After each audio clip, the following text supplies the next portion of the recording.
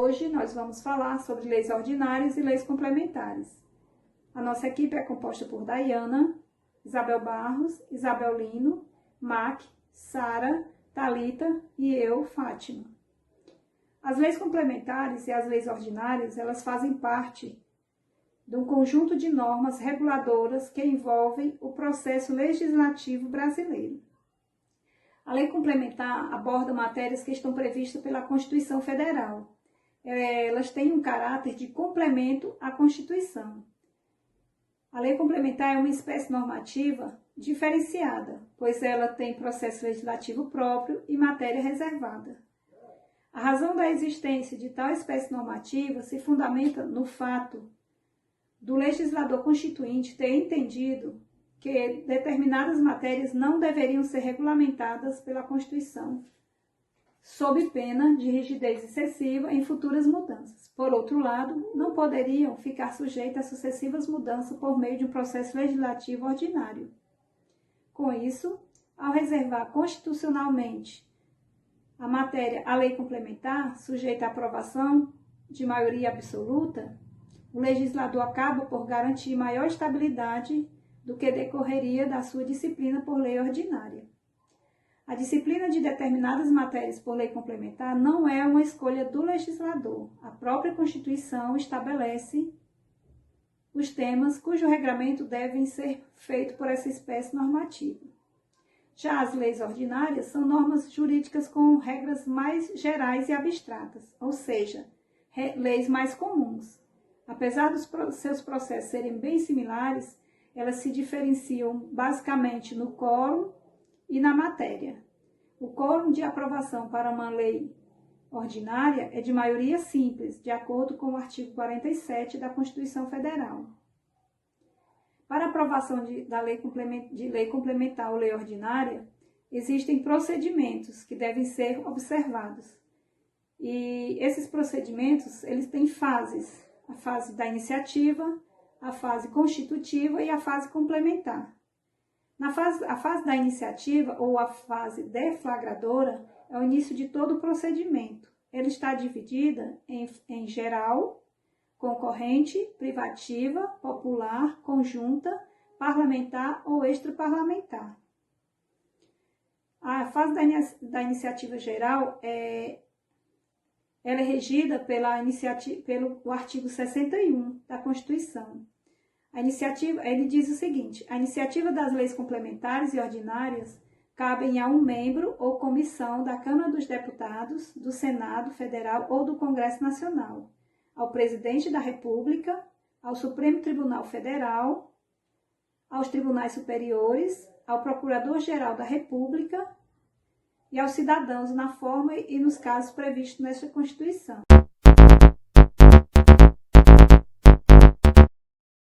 Oi, gente, tudo bem? Vamos lá, continuar. Espero que vocês estejam bem. Esse negócio é muito difícil de fazer, de gravar. Não é pra mim, não nasci pra ser youtuber. Mas vamos lá, galera. Vamos continuar. Bom, aqui a gente já estava falando sobre a iniciativa, né? Quem pode tomar essas iniciativas lá no artigo 61 da Constituição Federal para os projetos de lei com relação à lei complementar e lei ordinária. Pronto, facinho. A gente já sabe quem é alguns, a Fatinha explicou. Só que o que acontece, galera? Existem algumas categorias. Por exemplo, privativa. O que é isso, Sara? Gente, existem alguns projetos de leis, alguns assuntos que só uma pessoa determinada é que pode criar projeto de lei sobre isso.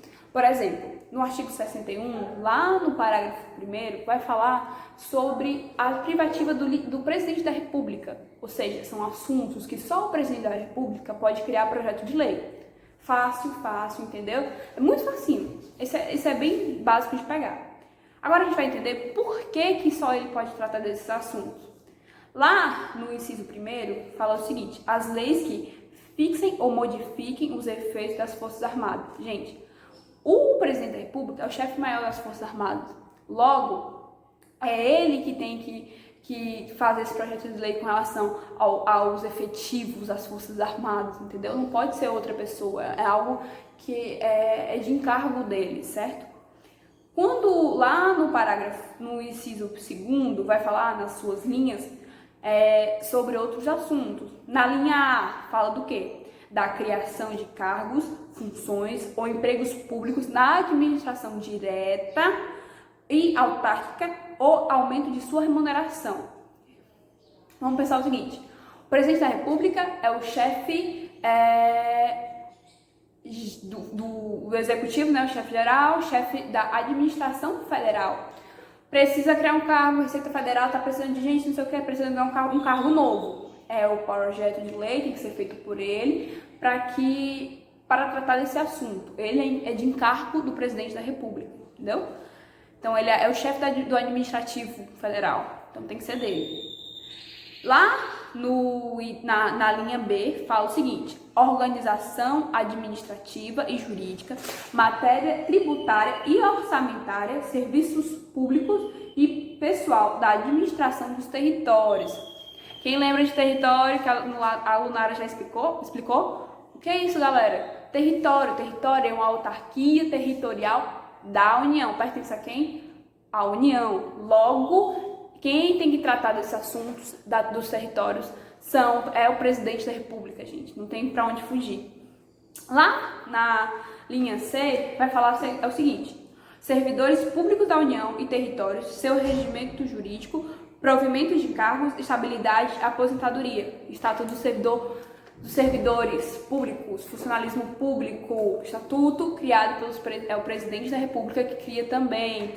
Existe a lei 8.112, que é com relação ao estatuto do servidor, e foi criado pelo Collor, ou seja, ele deu um projeto de lei e partiu dele, entendeu, gente? Esse é o processo. Bom, continuando, aí agora vem uma coisa que é muito interessante, que na linha D diz o seguinte, ó. Enfim, galera, como eu estava dizendo, sobre a questão da linha D, né, que fala: organização do Ministério Público e da Defensoria Pública da União, bem como normas gerais para a organização do Ministério Público e da Defensoria Pública dos Estados, das Distritos Federais e dos Territórios. Então, o PGU, galera, o Procurador-Geral da União, também pode ficar encarregado, né, de criar projeto de lei para a organização do Ministério Público. O STF já entende isso. E aí a gente entra no outro assunto, da iniciativa concorrente. 2 pessoas podem criar esse processo. Aqui diz que é privativo do presidente. Mas vamos lá no artigo 128, no parágrafo 5º, diz o seguinte: leis complementares da União e dos Estados, cuja iniciativa é facultada aos respectivos procuradores gerais, estabelecerão a organização, as atribuições e o estatuto de cada Ministério Público, observados relativamente a seus membros. Gente, existe aí uma concorrência, né? Concorrência é isso, 2 tipos de pessoas, 2 tipos, né? Podem fazer esse projeto de lei. Eles concorrem um ou outro, entendeu? É isso aí. É bem facinho, bem facinho, bem facinho. O nome mesmo por si só já explica. Daí vem lá, né, a linha E, que diz o seguinte: a criação e extinção dos ministérios e órgãos de administração pública, observado a disposto no artigo 84, lá no seu inciso 6º. Sexto. O que é isso, meu povo, minha pova? Gente, o que ele está dizendo? Os ministérios públicos, né, podem ser criados e desfeitos pelo presidente. O projeto de lei parte dele. Por quê? Eu sou presidente da República, eu vou assumir o governo. Daí o que acontece, galera? Eu não gostei desse ministério, vou tirar ele e vou criar um ministério novo que eu quero pro meu governo. Gente, quem sabe o que é melhor pro seu governo e ministério é cada presidente, então isso vai depender. Então vai partir dele a extinção, criação, não sei o que, de projetos de lei, só pode partir do presidente da República, não tinha outra pessoa para fazer isso, certo? Daí na linha F que é para já finalizar, diz o seguinte: militares das Forças Armadas ou seu regime jurídico, provimento de cargos, promoção, estabilidade, remuneração, reforma e transferência para a reserva. Continua falando da Força Armada, vem o mesmo conceito lá no primeiro inciso, que é com relação à questão que ele é o chefe maior, entendeu? Então tem que partir dele também. É isso, gente. Eu espero que tenha ficado claro, eu espero ter ajudado vocês. Eu espero que vocês gostem dessa forma de explicar a minha. Espero não ter sido muito apressada e ajudar vocês. É isso, fiquem com Deus, se cuidem.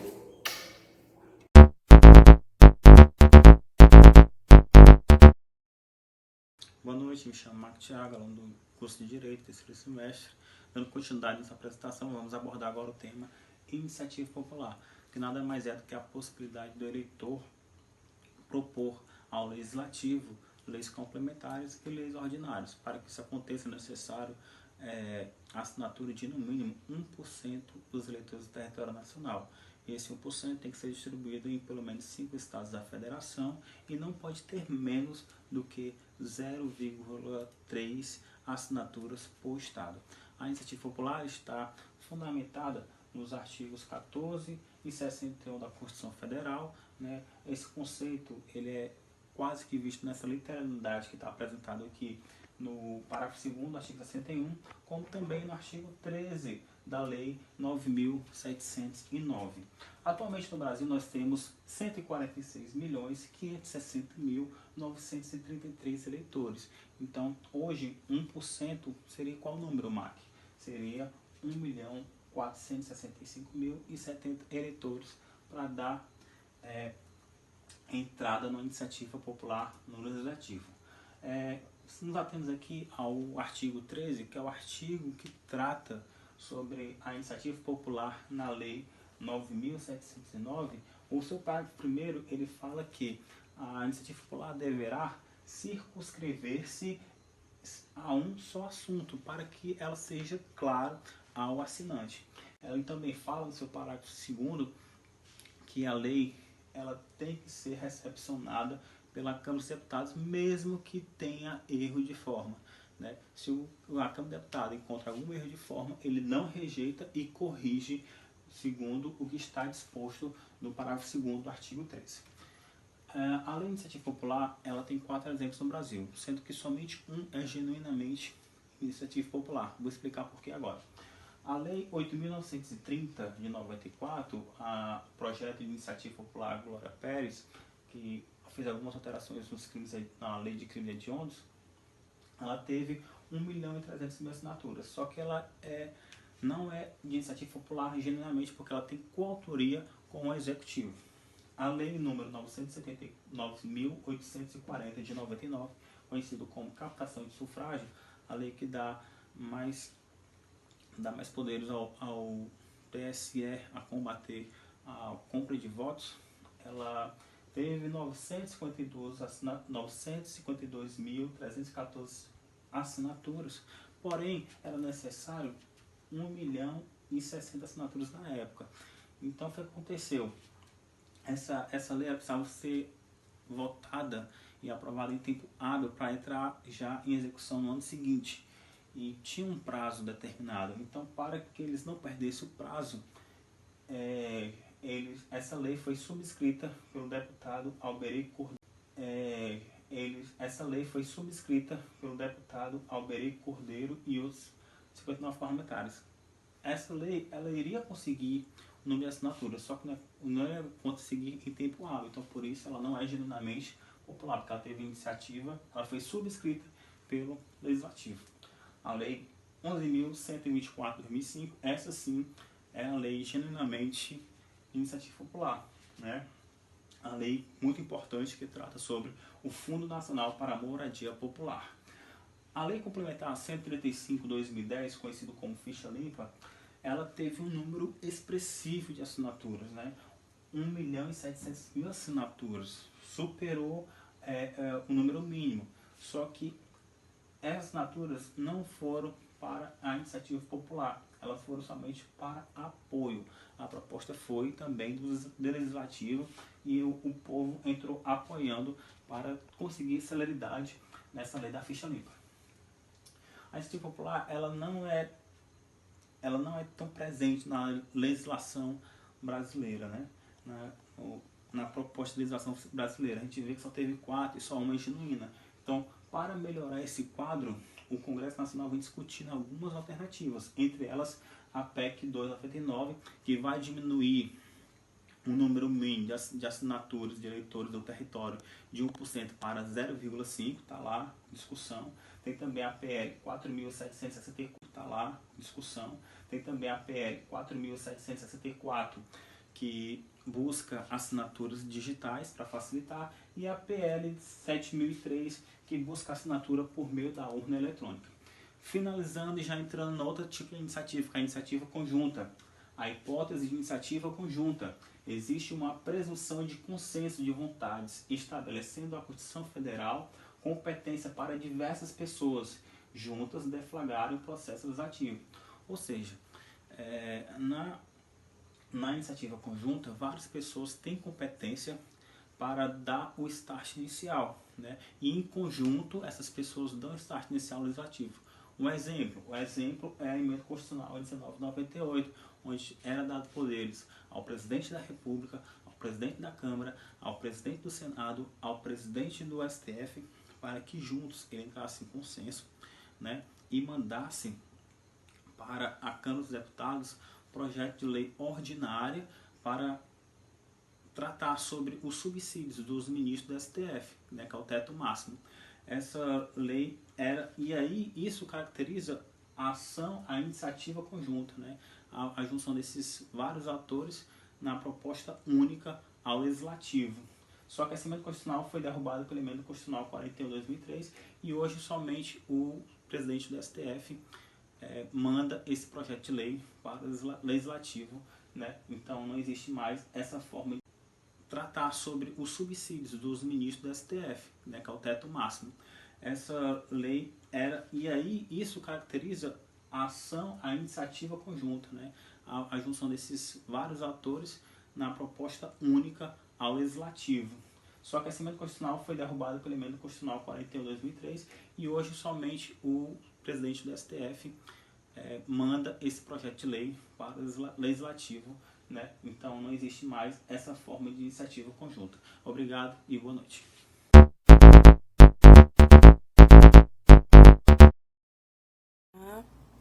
Gente, eu fiquei com a parte da lei complementar e lei ordinária na fase de iniciativa parlamentar e extraparlamentar. Como já foi mencionado, a fase da iniciativa, né, ela é onde todo o processo de aprovação ou rejeição do projeto de lei começa. E essa parlamentar e extraparlamentar, de acordo com o autor Pedro Lenza, ela não é tão cobrada nos concursos, porém, eu acredito, assim como ele fala, que é de suma importância a gente compreender, a gente entender, até porque as doutrinas trazem as definições, né, para a gente. Então, ela está pautada no artigo 61 da nossa Constituição, certo? No artigo 61 da Constituição, ela vai dizer, o artigo vai dizer que a iniciativa das leis complementares e ordinárias cabe a qualquer membro ou comissão da Câmara dos Deputados, do Senado Federal, do Congresso Nacional, ao Presidente da República, ao Supremo Federal, aos Tribunais Superiores, ao Procurador-Geral da República e aos cidadãos, na forma e nos casos previstos na Constituição. Então, trata-se de prerrogativas que são direcionadas aos parlamentares, certo? E a fase de iniciativa parlamentar é onde os membros do Congresso vão ter essa prerrogativa para poder apresentar os projetos de lei, tá certo? E na fase extraparlamentar, fase de iniciativa extraparlamentar, já é uma prerrogativa que é conferida ao chefe do Executivo, aos Tribunais Superiores, ao Ministério Público e aos cidadãos, certo? É apenas a diferenciação de quem a quem confere cada prerrogativa, correto? Tá bom? Compreenderam? É bem rápido, até para não ficar tão cansativo, e também como é uma classificação que é pouco cobrada nos concursos, até os autores não trazem tantas coisas sobre elas, correto? Mas é isso. A fase de iniciativa parlamentar é uma prerrogativa conferida aos membros do Congresso Nacional para apresentarem os projetos de lei. E a extraparlamentar, ela é conferida ao chefe do Executivo, aos tribunais superiores, ao Ministério Público e aos cidadãos. A segunda parte, né, que ficou para mim falar um pouco, é sobre a fase constitutiva, que é a parte da deliberação parlamentar. O que é isso? É onde o projeto já foi apresentado, o projeto já foi discutido, já foi, né, apresentado ali, ou por uma das câmaras, certo? E agora ele vai para a parte de deliberação parlamentar. É todo o processo que acontece antes dele ser aprovado ou rejeitado, certo? E aí a gente tem que lembrar, nessa parte da deliberação parlamentar, que o projeto de lei ele deve passar por duas casas, né? É o que chamamos de bicameralismo dentro do Congresso Nacional. É onde o projeto passa pelas duas casas. A casa iniciadora, que é onde ele vai ser apresentado, onde ele se inicia e vai ser apresentado, e a casa revisora, que é onde ele vai ser revisto, analisado, estudado, né? Todas as suas características, tudo que está ali naquele projeto. E depois disso, depois de ser apreciado pelas duas casas, o projeto de lei ele segue para o chefe do Executivo, certo? E aí, o que é que acontece? Acontece a deliberação parlamentar. E na deliberação parlamentar, a gente vai ver um pouco, gente, sobre o processo de votação e de discussão do projeto de lei, certo? Projeto de discussão. O processo de discussão de um projeto de lei, a gente precisa entender que ele deve passar por comissões. O que são essas comissões? São mesas, né, formadas dentro das casas para que eles possam revisar, para que possam analisar esse projeto de lei que foi apresentado. A primeira comissão a qual o projeto de lei precisa ser analisado é a comissão temática, que ela vai ver a temática daquele projeto de lei, a matéria, o que ele vem trazendo. Nesse processo de análise temática, pode surgir aspectos, né, dentro desse projeto de lei, aspectos financeiros, aspectos orçamentários públicos, certo? E surgindo esses aspectos, vai surgir aí dentro, né, dessa organização revisora, vai surgir a Comissão de Finanças e Tributação. Que o que é? Essa Comissão de Finanças e Tributação, ela vai analisar esses aspectos financeiros e tributação e orçamentária pública que surgiu dentro da temática, dentro da matéria do projeto de lei, certo?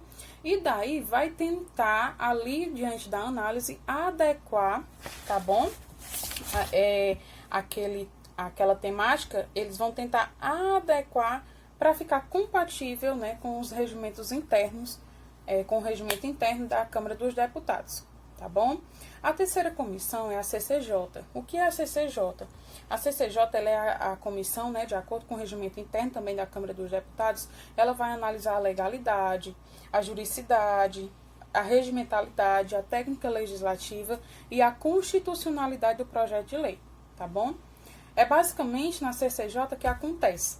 Aprova, não aprova. Sendo que a comissão temática, faço uma observação aqui, que eu vi no livro do Pedro Lenza, que a comissão temática ela também pode aprovar um projeto de lei, certo? Só que ela só aprova um projeto de lei de acordo com o artigo 58 da resolução, artigo 58, parágrafo 2º, inciso 1º. Ela só consegue aprovar um projeto de lei quando é deliberado pelo plenário. É o que chamamos de deliberação interna corporis, que o plenário delibera e dá o aval, tá, para a comissão temática já aprovar aquele projeto de lei. Mas precisa dessa deliberação e tem os projetos que a comissão temática não pode de jeito nenhum aprovar, certo?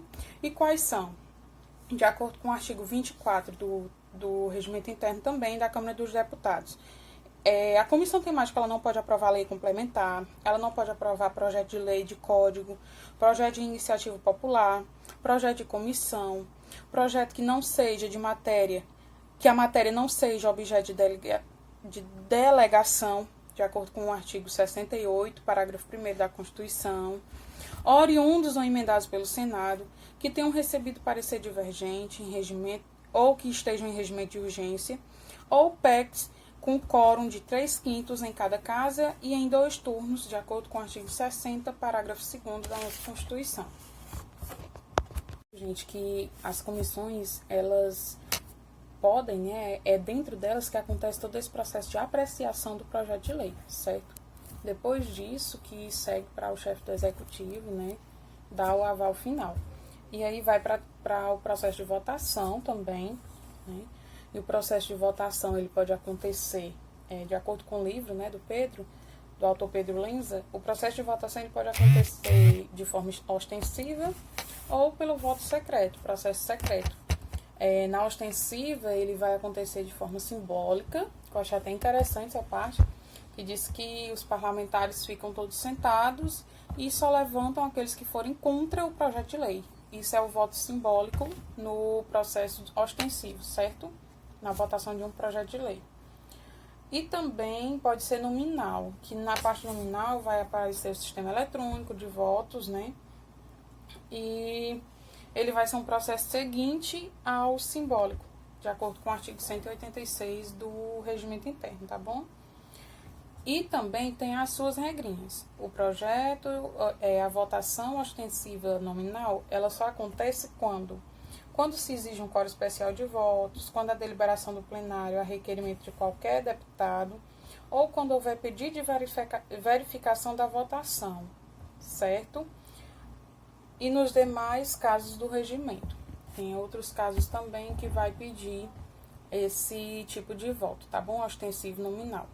O voto secreto, gente, já é pelo sistema eletrônico. Ele acontece em casos determinados também. E quais são esses casos? Deliberação durante estado de sítio, sobre suspensão de imunidades dos deputados, que são condições que está lá no regimento, que está na nossa Constituição, no artigo 53, parágrafo 8, certo? Também pode acontecer por decisão do plenário, com 1/10 dos membros da casa ou líderes que representem esse número, tá bom? Formulado antes de iniciativa da ordem do dia. Ou também pode acontecer esse tipo de voto secreto pelo sistema eletrônico quando for para a eleição do presidente da mesa diretora e dos demais membros também dessa mesa, tá bom? Esses membros, eles irão compor, gente, a comissão representativa do Congresso Nacional, tá certo? E também pode acontecer em caso de pronunciamento sobre a perda de mandato de deputados ou suspensão das imunidades constitucionais dos membros da Casa durante o estado de sítio. São as condições, né, que pode acontecer o voto secreto por sistema eletrônico, tá bom? Lembrando, né, o livro do Pedro, ele vai dizer que acontece em todos esses fatos, tá certo? Em todos esses casos pode acontecer o voto secreto pelo sistema eletrônico. Porém, se for determinado que o voto tem que ser por meio de cédulas, o voto secreto ele é vedado, não pode, tá certo?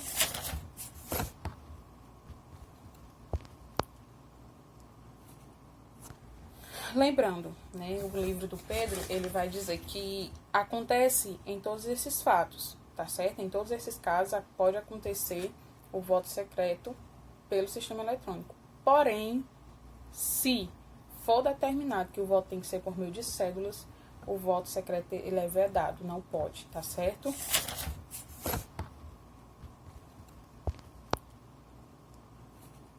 Agora eu vou falar um pouquinho sobre a Casa Revisora, certo? Porque na Casa Revisora como que eu posso dizer? É que vai dar o fim do projeto de lei. É que vai decidir para onde que ele vai, se ele caminha, se ele é aprovado, se ele vai ser seguir para o presidente, se ele vai ser vedado, se ele vai ser rejeitado, arquivado. É aqui que acontece tudo isso, tá bom? É na Casa Revisora. O processo de aprovação ele tem que acontecer em um turno de discussão e ele tem que seguir o regimento geral, né, as regras gerais, o regime geral para leis complementares e ordinárias. Depois disso, ele segue para veto ou aprovação do chefe do executivo. Pode acontecer também na Casa Revisora a rejeição desse projeto. E o que acontece quando é rejeitado esse projeto de lei?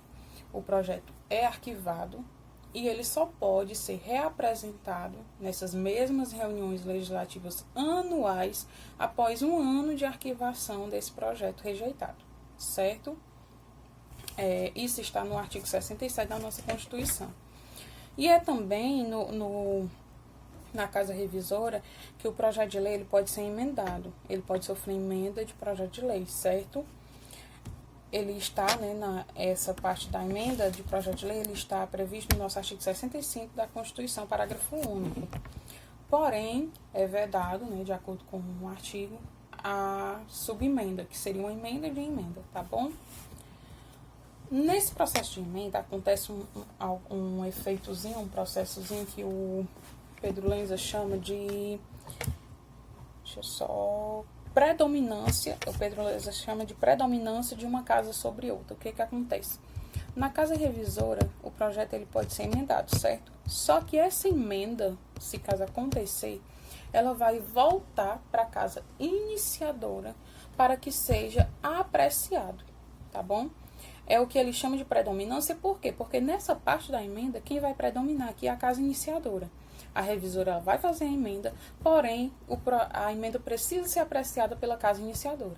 Que a decisão vai ser predominante à Casa Iniciadora, tá certo? Só vendo aqui... E essa predominância, só lembrando, eu estava vendo aqui essa observação que eu fiz, acontece exatamente pelo fato de que a decisão fica lá, como eu já falei, na Casa Iniciadora, dando direito até a rejeição de emenda, certo?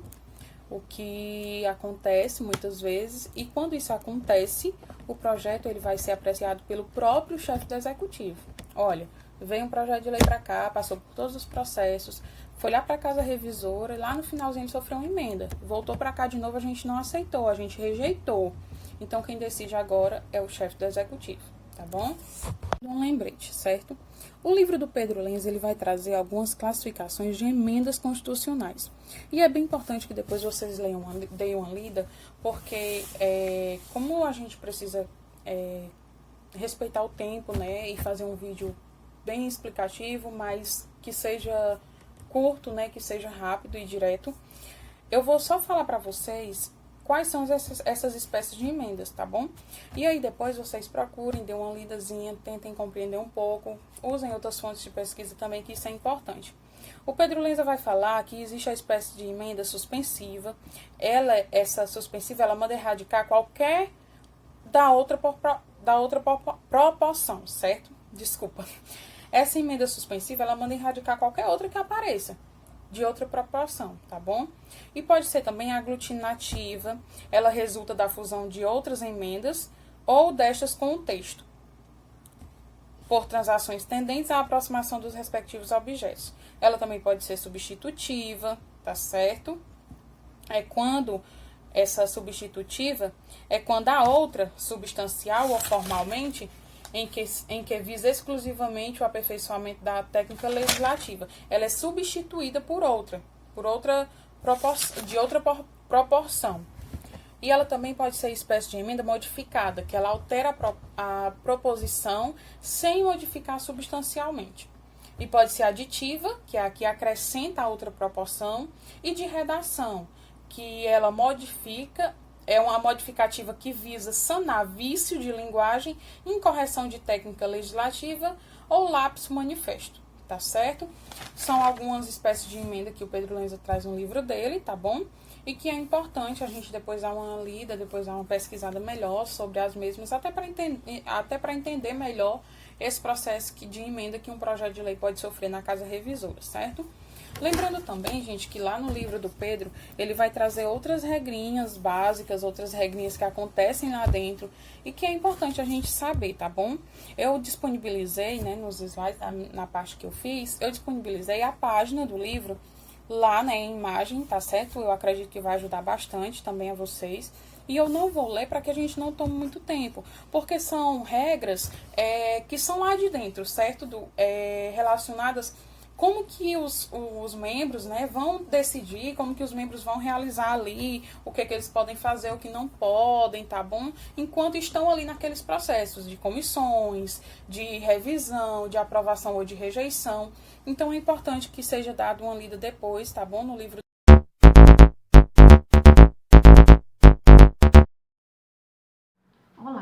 Dando continuidade à fase constitutiva, irei apresentar a deliberação executiva, que é composta da sanção e do veto.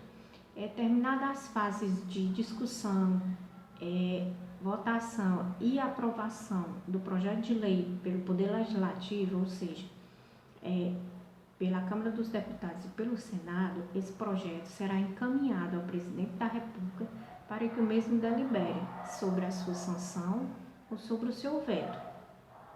Em decorrência da simetria constitucional, também gozam dessa prerrogativa o governador de estado ou do DF, bem como os prefeitos. E aí a sanção nada mais é do que a aquiescência do presidente da República ao projeto de lei, ou seja, é o seu sim em relação àquele projeto. E aí nesse momento o projeto ele torna-se lei. Essa sanção ela pode ser de forma expressa, quando o chefe do Poder Executivo deliberadamente manifesta a sua concordância dentro do prazo de 15 dias úteis, conforme está previsto no artigo 66, caput e parágrafo 1º da Constituição Federal. Bem como essa sanção também pode ser de forma tácita, ou seja, o Presidente da República recebe esse projeto de lei e dentro desse prazo de 15 dias ele se mantém silente, ele não se manifesta dentro desse prazo, então automaticamente essa lei estará sancionada. Pelo seu silêncio, ela se torna sancionada tacitamente, de acordo com o artigo 66, caput e parágrafo 3º da Constituição Federal. Convém alertar também que nem todos os projetos eles são sancionáveis. Nos termos do artigo 48 da Constituição Federal, dispensa-se sanção em alguns casos, como os que estão previstos no artigo 49 da Constituição Federal, que são matérias exclusivas do Congresso Nacional, no artigo 51, que são matérias privativas da Câmara dos Deputados, no artigo 52, que são matérias exclusivas do Senado Federal e ainda as propostas de emendas constitucional, as PECs. Então, nesse caso, se não necessita de sanção, então também não há o que se falar em veto. E aí teremos o veto como a próxima fase. E o veto nada mais é do que a discordância do presidente da República aos termos do projeto de lei.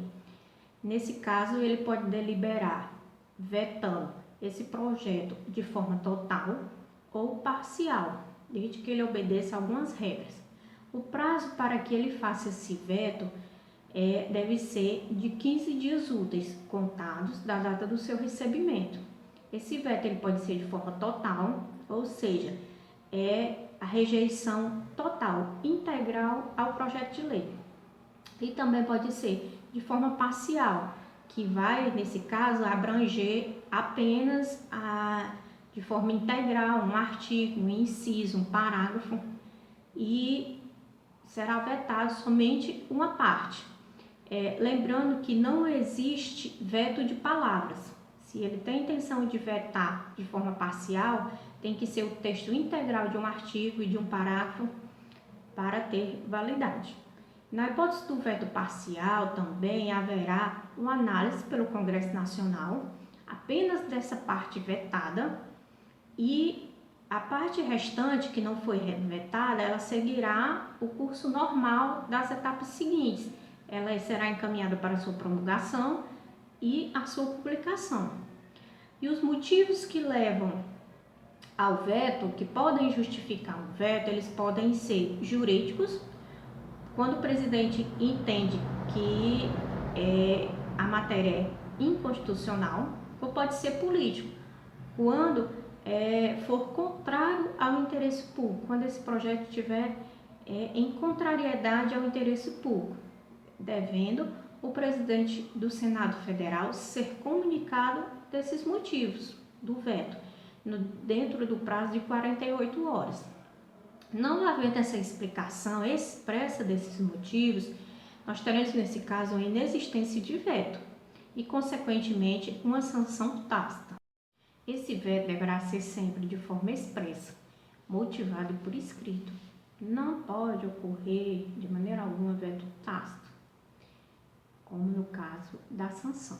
E aí, existindo um veto, esse será necessariamente apreciado em uma sessão conjunta da Câmara dos Deputados do Senado Federal, dentro do prazo de 30 dias, contado da data do seu recebimento, pelo voto da maioria absoluta da Câmara e do Senado, em uma votação pública, ou seja, será uma votação aberta, o voto de todos será declarado. E aí, sendo derrubado esse veto, a lei deverá ser encaminhada novamente ao presidente da República para que o mesmo faça a sua promulgação dentro do prazo de 48 horas. Se o presidente não fizer, caberá ao presidente do Senado fazer essa promulgação. E se, porventura, o presidente do Senado não fizer, caberá ao vice-presidente do Senado fazer. E aí, nesse caso, não existe a possibilidade de alternativa entre eles. Na hipótese do veto ser mantido, o projeto será arquivado. E aí, dando continuidade, passaremos para a fase complementar, que é composta da promulgação e da publicação dessa lei. A promulgação nada mais é que o atestado de existência dessa lei e a sua executoriedade. É o momento, é o ato onde se certifica o nascimento dessa nova legislação. E aí, o chefe do Poder Executivo ordena a sua aplicação e, consequentemente, o seu cumprimento. O que se promulga é a lei, né? Como eu já falei lá na sanção, no momento da sanção, o projeto de lei deixa de existir, tornando-se em lei. Então, será sempre essa lei que será promulgada. Em regra, a lei deverá ser promulgada pelo presidente da República. Mas, se no prazo de 48 horas não houver essa promulgação, né, a lei será promulgada pelo presidente do Senado. E se este não fizer, caberá ao vice-presidente obrigatoriamente. A publicação, ela consiste em quê? É um momento que, após essa lei já estar promulgada, ela passa essa fase de publicidade, né? Ou seja, na publicação, ela deverá se tornar do conhecimento de todos. E ela se materializa com a divulgação do seu texto na íntegra no Diário Oficial. Então, a sua publicação vai ser obrigatoriamente ser publicada, né, o texto dessa lei lá no Diário Oficial para que todos tenham conhecimento. Com essa publicação, temos aí o momento em que o cumprimento deverá ser exigido. Em regra geral, a vigência dessa nova lei inicia 45 dias após a data da sua publicação oficial. Então, foi publicada essa lei e aí, após 45 dias, inicia a sua vigência, conforme dispõe o artigo 1º da Lei de Introdução às Normas do Direito Brasileiro. Mas também pode ocorrer de outra maneira. Se essa lei trouxer de forma expressa no seu corpo, no seu texto, né, a data de início da sua vigência, né, aí então, nesse caso, essa regra é que prevalecerá. Algumas leis trazem lá no final, no seu último artigo, o texto assim: esta lei entra em vigor na data de sua publicação. Então, nesse caso, prevalecerá. O período que vai da sua publicação até o início da sua vigência chama-se vacatio legis.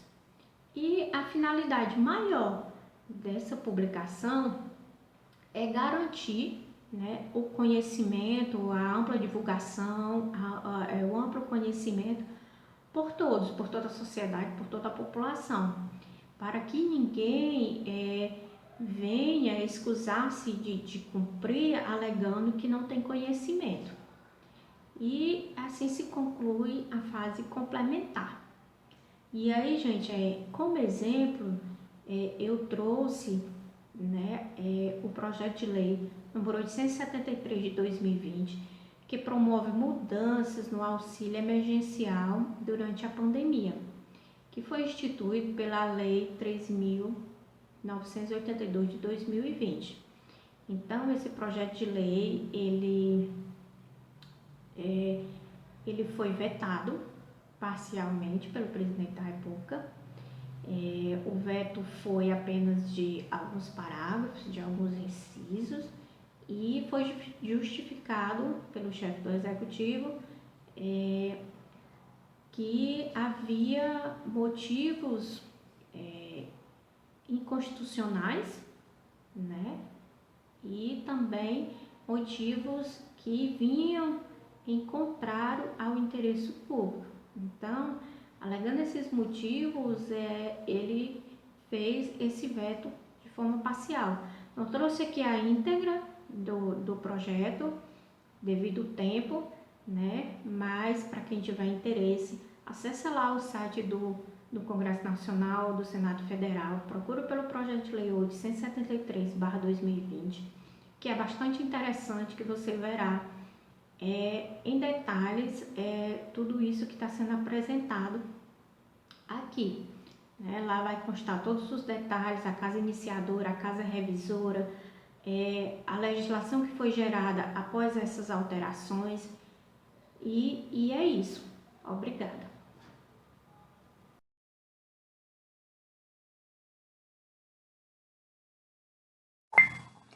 Meu nome é Isabel, eu vou tratar aqui sobre as leis ordinárias e a lei complementar no que tange às suas semelhanças e diferenças. Tanto a lei complementar como a lei ordinária, elas são normas infraconstitucionais e têm a função de regulamentar a norma constitucional, né? Por exemplo, no artigo 226, a Constituição Federal fala sobre o casamento, né? Ela diz que o casamento religioso tem efeito civil nos termos da lei. Dito isso, percebemos que a Constituição Federal ela dá uma ordem e ela espera que uma norma infraconstitucional venha regulamentar essa ordem, né? Tanto pode ser uma lei complementar, como pode ser uma lei ordinária. Vamos começar aqui sobre as leis ordinárias e complementares, falando sobre as semelhanças, que basicamente se dá por um processo legislativo igual. Quer dizer, elas passam por uma fase iniciativa, como o próprio nome já diz, quando se deflagra o processo legislativo para a sua criação. A fase constitutiva, que é o período que vai votar, discutir, que é quando o chefe do executivo vai vetar, vai sancionar. E, por fim, aí já aprovada a lei, é a fase complementar, né? Tanto a lei ordinária como a lei complementar nessa fase vai ser já promulgada e publicada. A primeira coisa dentro das diferenças que é importante para a gente é como localizar a lei ordinária e a lei complementar dentro do texto constitucional, né? Sempre que a Constituição Federal disser nos termos da lei e não vier mais nada na frente dessa expressão, ela está se referindo a uma lei ordinária. Sempre que a Constituição Federal quiser que determinado tema seja tratado por uma lei complementar, ela vai colocar de forma expressa, será regulamentado por lei complementar. E aí que entre as duas grandes diferenças entre a lei ordinária e a lei complementar, que é quanto ao seu aspecto material, o seu aspecto formal, né? As hipóteses que serão regulamentadas por lei complementar, elas foram pré-determinadas, ou seja, elas estão previstas de forma taxativa na Constituição, como a gente já viu, né? Constituinte, seja ele originário, derivado reformador, ou mesmo revisor, ele vai requerer de forma expressa na Constituição, a exemplo dos artigos 93, que trata da magistratura, e o artigo 131, que regulamenta as atividades da AGU. E daí é importante que se tenha a Constituição em mãos para ver, é uma dica, né? Ajuda a clarear as ideias. Nesses casos específicos, um exemplo, 93 e o 131, ela pede de forma expressa, lei complementar, artigo 93, de iniciativa do Supremo, disporá sobre o Estatuto da Magistratura. Assim também o artigo 131, que cabe nos termos de lei complementar dispor sobre a organização e funcionamento da AGU. Então, sempre que ela quiser que seja regulamentado por lei complementar, ela vai pedir de forma expressa. Já a lei ordinária, no seu campo material, ela é residual, ou seja, ela regulamenta tudo aquilo que sobra. Aquilo que não é reservado à lei complementar vai ser regulamentado por lei ordinária. Por que disso? A lei ordinária ela vai regulamentar as coisas mais comuns, como o próprio nome sugere, as coisas mais do dia a dia, enquanto que a lei complementar vai tratar de algumas especificidades, né? Coisas que o legislador sugere que são relevantes, né? Devido ao seu aspecto mesmo formal. Quanto ao aspecto formal, a diferença está no quórum de aprovação das leis, né? Se atentar aqui que quórum de aprovação é diferente de quórum de votação, que é para a instalação da sessão, no caso. Enquanto a lei complementar ela é aprovada por maioria absoluta, a lei ordinária ela é aprovada por maioria simples ou relativa, né? E o que é a maioria absoluta e a maioria simples? A maioria absoluta ela é mais da metade de todos os membros, né? Enquanto que a maioria relativa ou simples ela é mais da metade dos votos de todos os membros presentes naquela casa na votação. E aí o artigo 47 ele trata de algo interessante quanto ao quórum de instalação da sessão. É importante observar que tem uma regrinha nele quando ele fala presente a maioria absoluta de seus membros, né? Quer dizer, tanto para a lei complementar como para a lei ordinária, vale a regra de que tem que estar a maioria absoluta para iniciar a sessão, certo? Visto isso, podemos chegar à conclusão de que, tendo os 513 deputados federais e 81 senadores, deverá estar presente a maioria absoluta de membros para votar uma lei ordinária. Então, deve ter pelo menos 257 deputados. Desses 257, 129 devem votar a favor. E senadores devem comparecer à sessão pelo menos 41, e desses 41, pelo menos 21 devem votar a favor. Lembrando que na lei ordinária, a maioria dos presentes deve votar a favor, né? Na lei complementar, para aprovar a lei, seria necessário que 41 dos senadores votassem a favor e que 257 deputados votassem a favor, mais da metade de todos os membros, né? Então, quando falamos maioria absoluta, nós falamos de componentes de mesa. E quando falamos de maioria simples, falamos dos presentes, né? Então, essas são as semelhanças e as diferenças da lei complementar e da lei ordinária.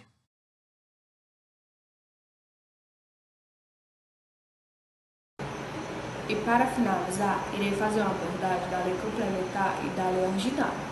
Vou falar sobre a hierarquia que pode existir ou não entre elas. A lei complementar vem a se diferenciar da lei ordinária a partir do seu quórum e da sua formação, que são distintas diferentes. Com a lei ordinária, ela vai ter apenas uma maioria simples de votos para ser aceita, enquanto a lei complementar vai exigir uma maioria absoluta, vai exigir muito mais votos do que a lei ordinária. Os que defendem sim a tese de existir hierarquia entre a lei complementar e a lei ordinária, como alguns doutrinadores, como Manuel Gonçalves, eles falam que o poder constituinte, ao tratar da lei complementar, tem que ser tratada como uma espécie normativa, que vai ser diferenciada no artigo 59 da Constituição Federal. E aí exige quórum, porque tem um quórum mais especial, por ser um quórum com a maioria absoluta, vai também se diferenciar no artigo 62 da Constituição Federal. Eles vão se posicionar numa escala intermediária entre as leis e as normas constitucionais, ou seja, admite a existência da hierarquia entre as leis ordinárias e complementares, sim.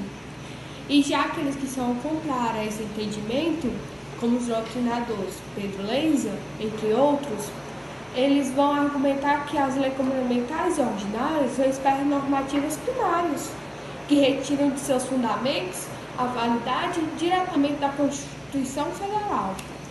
Dentro de cada conjunto desses, não há uma verdadeira hierarquia. mas sim uma verdadeira separação de competências pela matéria a ser tratada. A tese que prevaleceu na jurisprudência foi do STF. Foi a da não existência de hierarquia entre a lei complementar e a lei ordinária.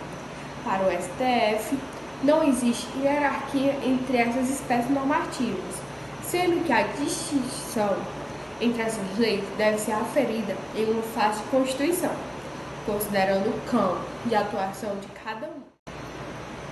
E assim, a lei complementar pode vincular a matéria reservada à lei ordinária, sem incorrer um vício de inconstitucionalidade formal.